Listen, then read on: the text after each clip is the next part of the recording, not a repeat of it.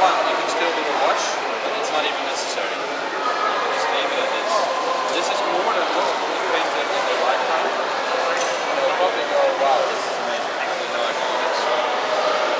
As you can see, this is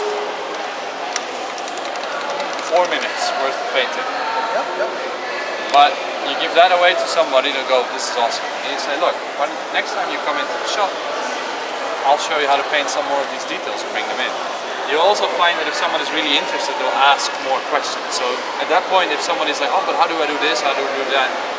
Actually, then you show them a little bit more. You go, okay, well, I'll show you how to highlight. I'll show you how to do a wash. Right? And then you can spend like a little bit more time. But the reason what happens is like even if someone feels like, oh, is not that interested in it himself to paint, but he goes like, oh, no, it's kind of cool, but it's not for me. You say, give this to somebody that you think would like it in your family. Bring them along. The chances that they'll come back with their brother, their son, you know, whatever, is actually quite high. And you just had a good conversation with someone. If someone is painting things, you can ask them a bit more personal stuff. What are you doing? Where are you from?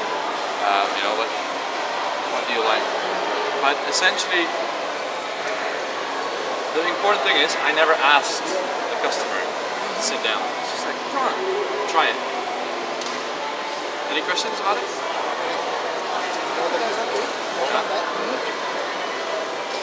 I would say give it a shot. There's a few guys around here that are essentially, well, they were just now like the family in a sense. And I would suggest trying to catch the one with the blue shirt. There's like on the pole there, a young boy and girl. I would suggest try and see if you can get him to paint the model. What's your name? Sorry? I'm TJ. TJ? Yeah. Okay. I was just teaching him how to do intro paints. Like normally when we get like people that haven't painted before, we try to basically experience painting a little bit, and if they like it, then hopefully they'll start collecting cool armies and stuff. But we find that a lot of people are scared to paint.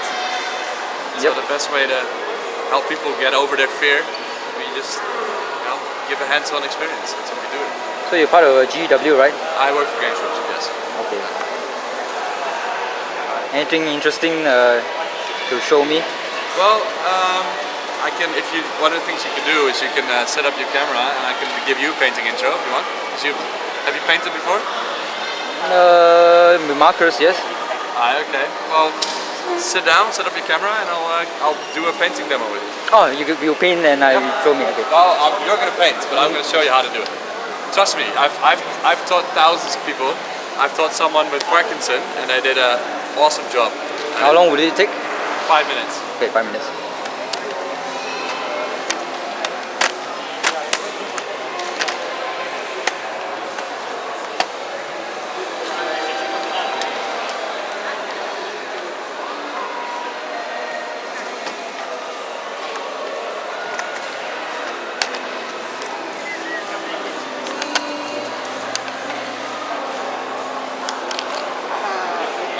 Okay, so we have a choice of models to work with, right? So we've got Space Marines,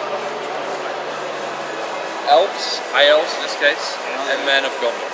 So in Warhammer, Warhammer Fantasy, Warhammer 40,000, Warhammer Fantasy, and the Lord of the Rings are 3 games that basically we sell, and each of them has its own unique way of playing. It's pretty obvious you can't bring what we call a Space Marine into a fight against Lord of the Rings. But we normally say to people, like, whatever your interest is most, that's what you should try and paint. So, which of these models appeals most to you? The Marine, okay, cool. So I'll give you a little bit of background on what these guys are. In the game Warhammer 40,000, basically plays out 40,000 years in the future, hence 40,000. The world is no longer just Earth. The world is, in a sense, the entire galaxy. It's a massive galactic empire with millions of worlds, crazy bureaucracy, and it's not a very nice place to live anymore. Right? There's aliens that want to kill us. There's catastrophes that kill humans on a daily basis. There's evil gods that basically lure people to the dark side. So it's good that we have these guys called Space Marines, which are these, that essentially are the protectors of humanity.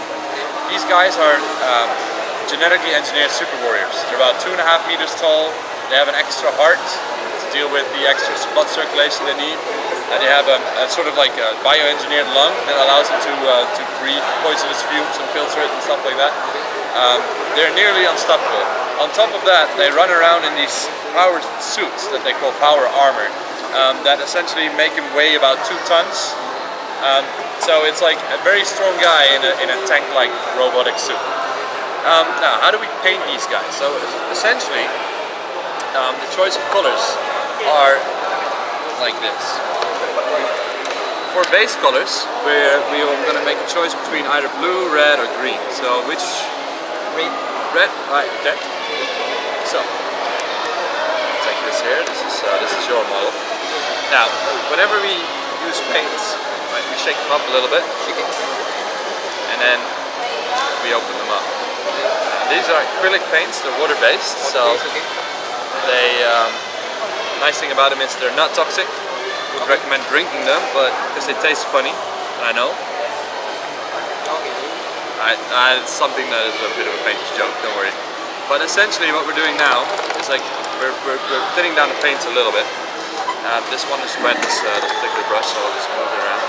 We're going to do this technique called dry brushing. Now, what is dry brushing? You take a dry brush, obviously. You put a little bit of paint on the brush itself, close the pot, and then you wipe most of the paint through the brush. So you get like a little nice even distribution, and then you wipe most of it off. What a waste of paint. It looks like a lot of paint was wasted, but if you do this, essentially you can paint the entire model with what is left. So it's really not that much. So one of the things that we do when we dry brush is we take this dry brush with paint on it, and we just start painting from top to bottom.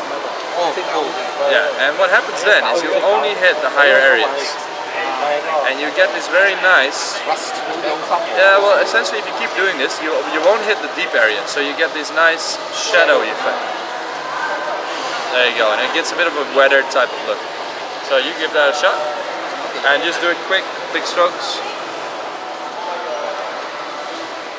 The whole thing? The whole thing, yep.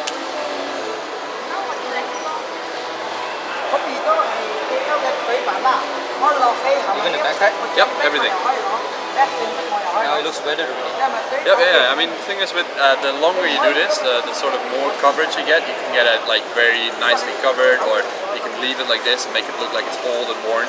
I mean, these guys are supposed to run around on battlefields, right? So it's like, it depends on what your preference is, like how you want to make the finish in the model. Oh, so you don't need a lot of colors, you can just color it with one color and that's enough already. Technically it is, but it's obviously nicer if you add a little bit more stuff to it. But isn't it the size a bit daunting, it's a bit too small? Well, I find that actually it's not as bad as it looks, right? And we're going to do like a little bit where we're going to show you how to paint those details, and it's all about like technique when holding your hands and stuff like that. Obviously, the more you do it, the better you get at it. But I haven't found a single person that I haven't been able to actually convert. Yeah, well, or at least understand like what it's all about.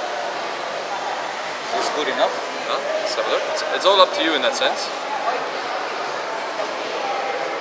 Yeah, I mean, would you like to add a little bit more red here on this side? Okay, so I can add a little bit more paint.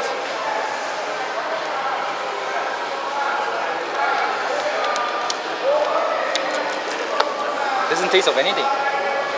Some colors have really weird tastes. Oh, okay. Which I know sounds even more disturbing, but that's... Yeah, disturbing and you tasting well, all the thing is, normally you wash your brush and then you suck a point to it, but sometimes you forget to wash the brush. And you're like, oops, there was some paint in there. Oh, okay, I'll get you.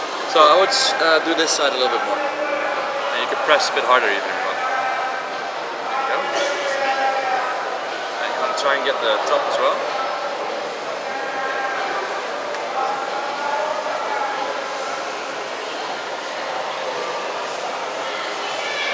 Nice and bright.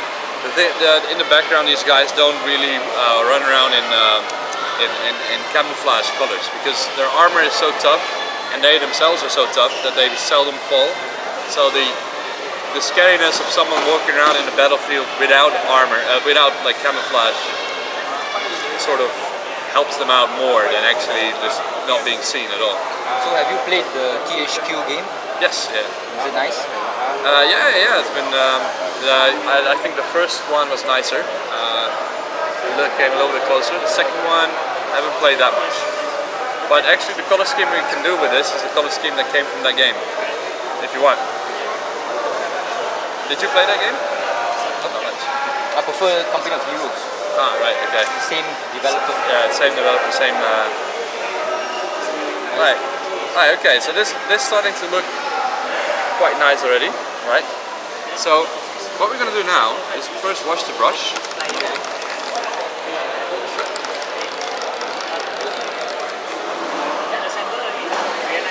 If you take care of your brushes, these things last for years. They're very high quality brushes. If you, the sad thing about it is if you don't take care of them, they'll last maybe a day if you're lucky.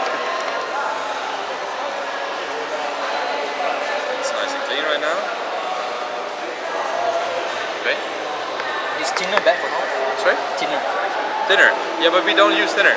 Everything is water-based. Is it bad for health, thinner? Thinner would be, yeah.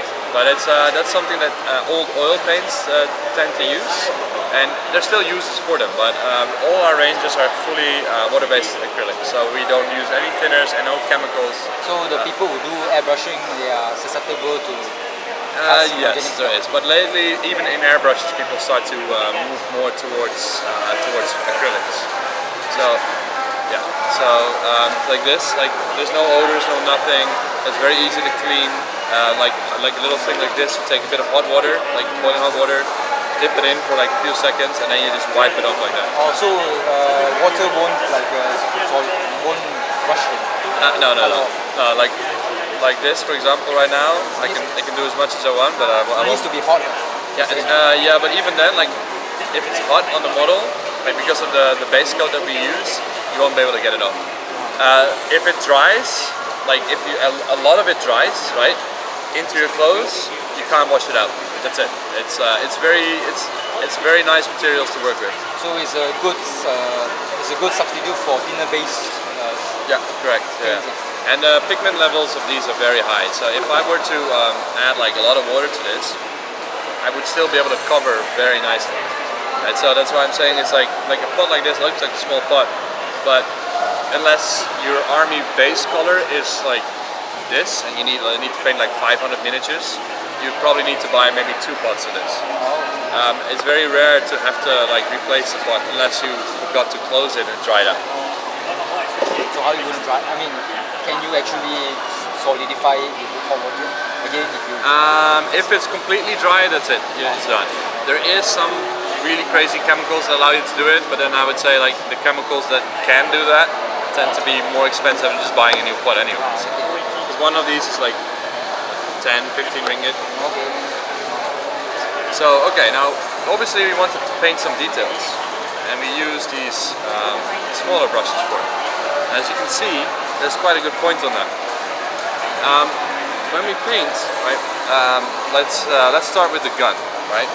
Essentially what we do is we take this metal-based color. So this has little flakes of metallic-like pigment in it. And we put that on our palette here. And then we add a little bit of water. And we do this to make sure that one, the paint doesn't dry too fast, and two, it isn't that thick. As you can see, like it takes me quite a bit of time before it stops being opaque. So. Again, clean the brush well, and then we start painting. I'll show you a little bit like how to hold your hands, because this is an important part of like that technique. So first of all, when you paint, you want to try and be as stable as possible, and the best way to do that is by essentially, when I rest my hands like this, is by putting your hands against each other. Oh. So if you put your hands together like this, right, it's almost like you're praying. You have a lot of control where your brush goes, but if you shake, everything shakes at the same time. Okay. Right, and that means that if you, and the closer you hold your fingers to the actual bristles, the more control you have. Okay. And that's why I'm saying is like if you can write, you can paint, because it's the same basic movement and the same basic control. Okay. So you load up your brush with a little bit of paint. The trick with this is like not to have too much on it, and then you wipe off a little bit. And then you just basically pick the bits that you want to paint metal. So in this case, you would basically do the metal here. And one of the things is you cannot push the brush. If you do that, it fans out. So you always basically pull the brush backwards over the model. And then you paint the bits that you want. Pull it downwards? Basically towards you. So yeah, it's like Chinese calligraphy. If you have any experience with that. Well, if you push the brush, this happens. Okay. If you pull it, it's spreading. Yeah. So there you go. Just paint the entire gun. Yep, like that.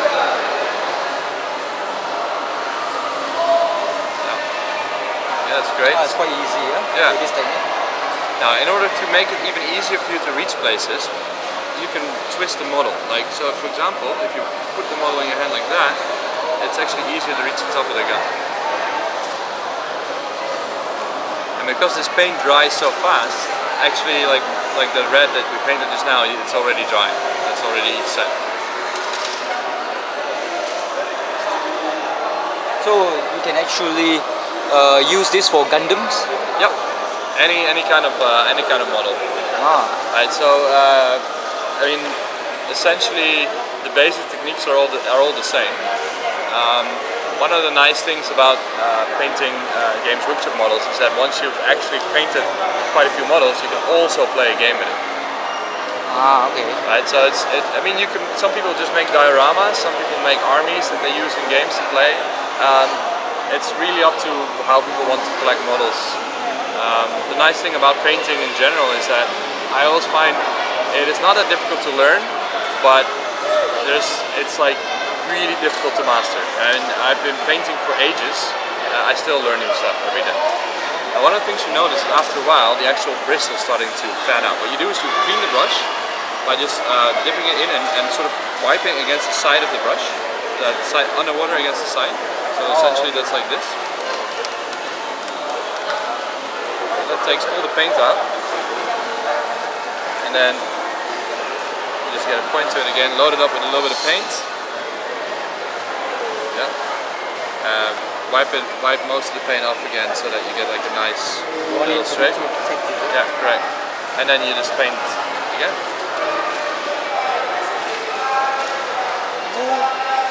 Hi guys. Sure man, no worries.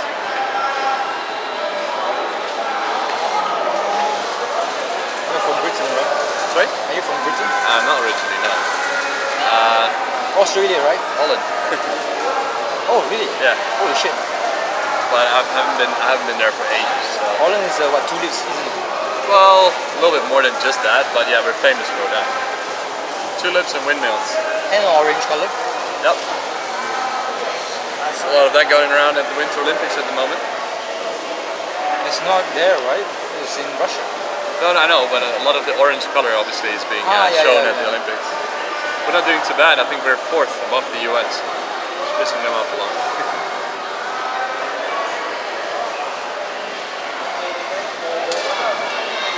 Isn't that the place with all the dikes? Yep, that's it. So is the story true about the boy? It's kind of funny how that legend is really famous outside of Holland, but like nobody in Holland knows it that much. Oh, it's a fairy tale, isn't it? It's a fairy tale, yeah. It's an urban legend in a sense. I would rather put my spin on it. The boy was horny, he stuck his dick in the hole and stopped it from flooding. Alright, okay. Well, as I said, like most Dutch guys don't actually know the story that well. Kind of.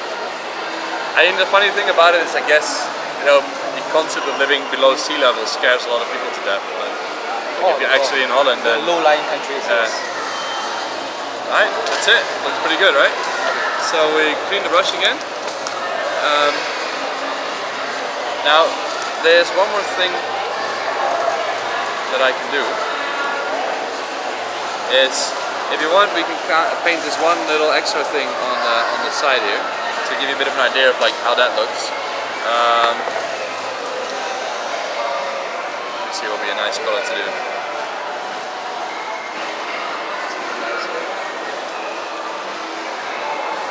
3 more minutes. Huh? 3 more minutes. Well, it's before you run out of camera, you mean, or before my time is up? Your time will be up in 3 minutes because the video is 23 minutes right. maximum per video. You say 5 minutes. Maybe I was lying. Okay. But essentially, it's, if you look at it, like this is already enough to play. You could say, look, this is done. I'm explaining a little bit more in detail than normal. The history of Warhammer. Yeah. That's interesting. Never knew about that. 2 hearts. Well, lungs. yeah, it's a bit of the background is a very important part of the Sustaining the interest. yeah. So you see this is a little bit too thin. There you go. Getting cramps already. Is it? Molding the model. Right, okay. So essentially the bit that we want to paint now is this this little rim that we have on the model here. Can you show me? Right, so now the nice thing about painting 3D models, right, is that essentially, unlike painting on canvas, the model already has like nooks and crannies, so you can use that to your advantage to paint things without touching other stuff. So if you look at this rim, it actually sticks out, as you can see. So what I do is I'll take my brush and I'll put it flat on the model, like exactly flat, and I'll just pull it sideways. Easier. And if I do this, I can actually only hit that rim. Okay. Turn the model like this. Okay.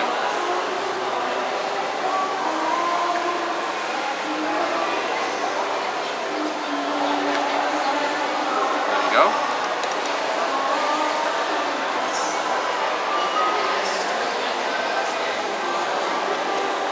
Turn the model sideways again. And that's, as you can see, like flipping the model around is a big part of that, because it allows you to sort of get a good grip of where the model is going. Okay.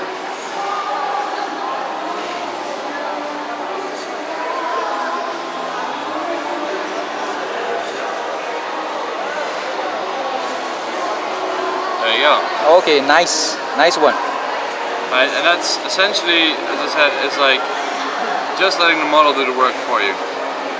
With the 3D grooves and such. Correct. So you want to give that a shot? No, it's over already. It's almost over. Thank you, sir. Right, okay. From GW. Yeah, TJ. TJ.